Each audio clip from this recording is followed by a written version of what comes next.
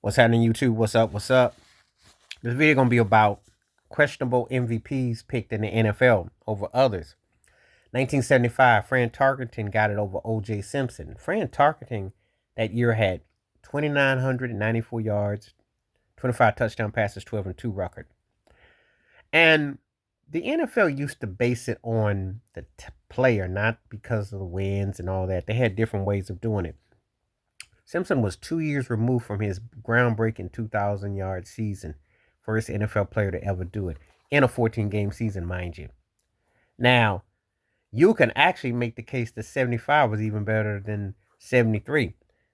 He ran for 1,817 yards, 425 yards out the backfield, 23 combined touchdowns in a 14-game season. Whenever I have football discussions about the greatest running backs, he's in my top 5 ever. Anywhere from 1 to 3 as far as I'm concerned, because he was a groundbreaker. I mean, if you look at the stats, he is still prominent in some books right to this day. So, it all depends on how people, if they can't separate what they want to separate, that's on them. But to talk about we talking about his career, he's as great as anybody that's ever played. I can make strong cases for him. And this backs it up.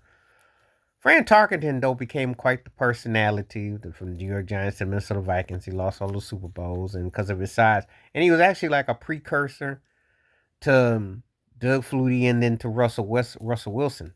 Size and stamina, how he, created. He was known as the mad scrambler. Well, back then, they didn't give you the time of day. Your line was only going to give you so much time.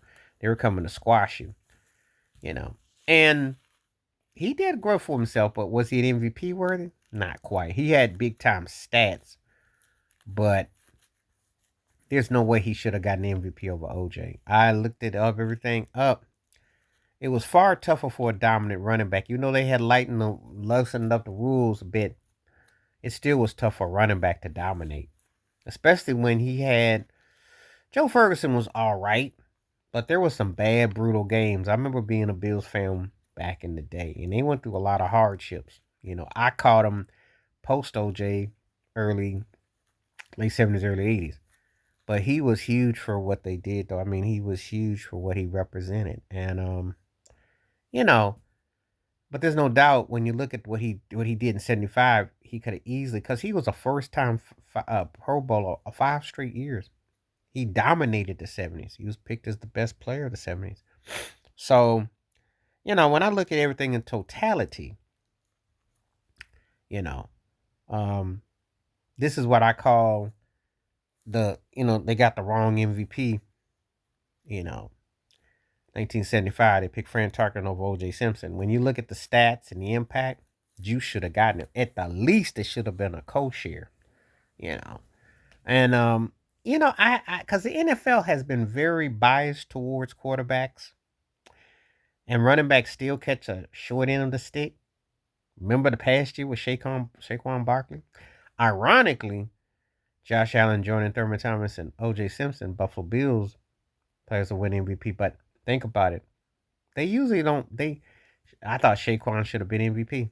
But anyway, this is an interesting one, and it was definitely worth exploring. And I think, to talk about it. But anyway, let me know what you think. FRAN Tarkenton got MVP of OJ in 75. It don't add up. Anyway, let me know what you think. Please like, subscribe, welcome thoughts, comments, and I do respond. Thank you. Wash your hands. Keep your mind clear. Watch out for another share. If you like it, hit that membership, because when you do requests like this come true, stay safe, stay blessed, stay woke, stay free. I'm out one time. Peace.